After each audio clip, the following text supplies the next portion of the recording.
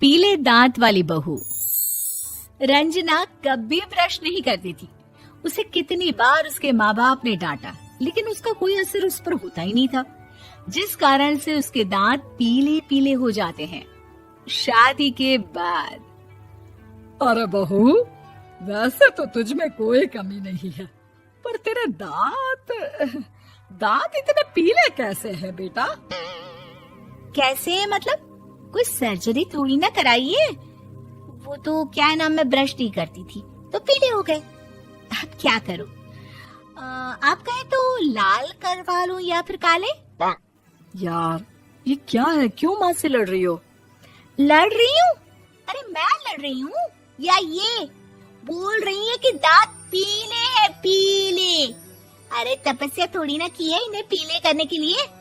बकायदा ब्रश नहीं किया है 20 साल तक, तब जाकर।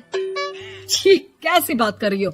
ये उस वक्त तो पीले नहीं थे जब हम लोग तुम्हें देखने आए थे। अरे तब साफ करवा लिया होगा डेंटिस्ट के पास जाकर। अब देखो कैसे पीले पीले लग रहे हैं। रंजना सास की तरफ गुस्से से देखती है। फिर शुरू हो गई पीले पीले पीले। अरे पीले तो तब भी थे जब मेरे हाथ का रसगुल्ला उड़ा उड़ा कर खा रही थी और बोल रही थी, लड़की नहीं गुणों का खजाना दे रहे भाई साहब आप। खैर, अब वो लोग करते भी तो क्या करते, पीले दांत वाली बहू पल्ले पड़ी थी तो झेलना तो था ही। एक दिन कीर्तन में रंजना गाना गा रही थी। अरे कमला बहन, माँ का द्वार है, यहाँ तो सब शुद्ध होकर आते हैं, फिर अपनी बहू को ब्रश भी नहीं करवाती तुम। दूर से पीले पीले दांत भक्ति में बाधा उत्पन्न कर रहे हैं।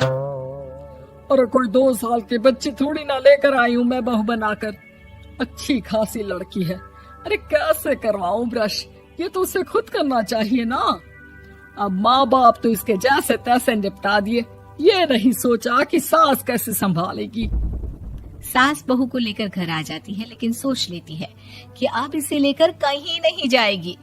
अगले रोज बहू कहती है, अरे क्या हो गया, मंदिर नहीं जाना क्या? कीर्तन का वक्त हो रहा है। मेरी मधुर वाणी से कान्हा जी जागते हैं और सोते हैं। आप तो जानती है ना उनकी भक्ति में कितना मन लगता है मेरा।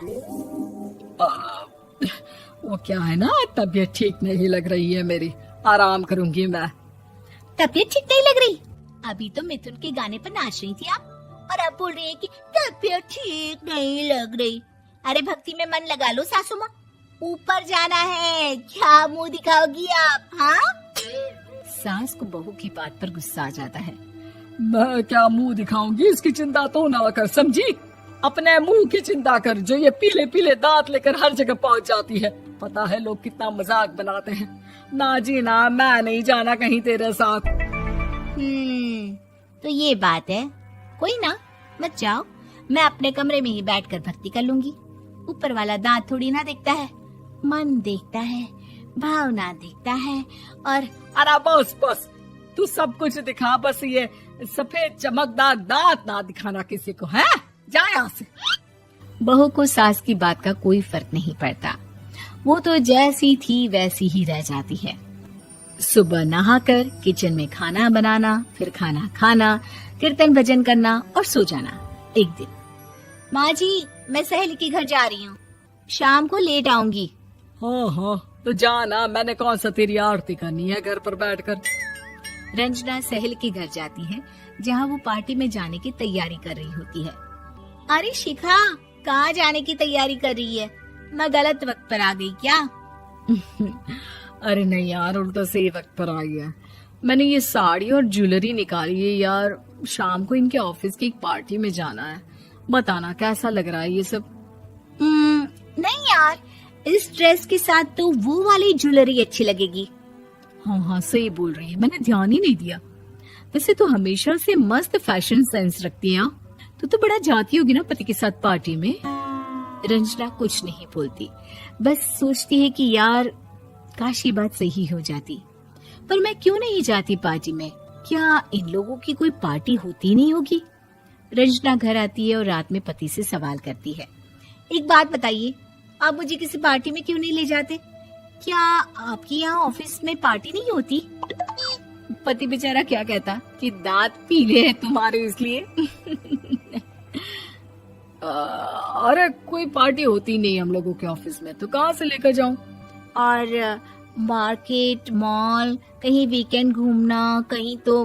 अरे यार, सारे हफ्ते में एक छुट्टी मिलती है, तो सोचता हूँ कि आराम ही कर लूं। क्यों? रंजना मन मार के रह जाती है। पहले कभी सास के साथ मंदिर जाया करती थी, लेकिन वो भी सास ने ले जाना बंद कर दिया। घर बैठी बैठी रंजना बोर हो जाती है। तभी उसे आइडिया आता है और वो मायके जाने का सोचती है। सासू माँ, 2 दिनों के लिए मम्मी के घर जा रही हूँ। अच्छा ठीक है, आराम से जा। और हाँ, माँ से कुछ अच्छी आदत सीख कर आना कि कैसे शरीर के हर भाग की तरह दांतों की सफाई भी जरूरी होती है, समझी? शुरू हो गई ना आप। वो लोग आपकी तरह नहीं है कि छोटी छोटी बात का बतंगड़ बना दे।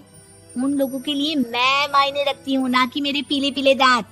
रंजना माँ को बिना बताए उन लोगों को सरप्राइज देती है, लेकिन जैसे ही वो दरवाजे पर पहुँचती है, अंदर देखती है कि घर वाले कहीं जा रहे होते हैं। अब माँ, काश रंजना दीदी के दांतों वाली प्रॉब्लम नहीं होती, तो वो भी हम लोगों के साथ चलती ना बुआ जी की बेटी की शादी में। हाँ बेटा, लेकिन अब उसे कौन समझाए कि उसको उसके पीले दांत नहीं दिखते, लेकिन उसके आसपास के लोगों को कितना एम्बैरेसिंग फील कराते हैं। मुझे तो कितनी बार उसके स्कूल की टीचर ने शिकायत की कि उसके साथ कोई लड़की बैठना भी नहीं चाहती, और ना ही कॉलेज में कोई उससे बात करना चाहता था। लेकिन पता नहीं क्यों उसे ये बात समझ में ही नहीं आती। कोई कमी नहीं है उस लड़की में, बस यही कि दांत पीले हैं। वो तो भला हो जीजा जी और उनकी माँ का, जो दीदी को जैसी है वैसे ही रखा हुआ है। रंजना को अपने घर वालों की बात सुनकर बहुत दुख होता है। वो सोचती है कि वो क्या करे, लेकिन फिर वो सीधा डेंटिस्ट के पास जाती है, अपने दांत चमकाती है और कसम खाती है कि वो रोज ब्रश करेगी। अरे क्या हो गया? तुम तो 2 दिनों के लिए गई थी ना, पर कोई ना, अच्छा है, चलो आ गई तो। रंजना सास के सामने आकर खड़ी हो जाती है और पूरी स्माइल करती है, उसके चमकदार दांतों को दिखाती हुई। हैं? चले मंदिर। माँ, मुझे माफ कर दीजिए, मैंने आप लोगों को बहुत एम्बैरेसिंग फील करवाया। मैं आज से रोज ब्रश करूंगी।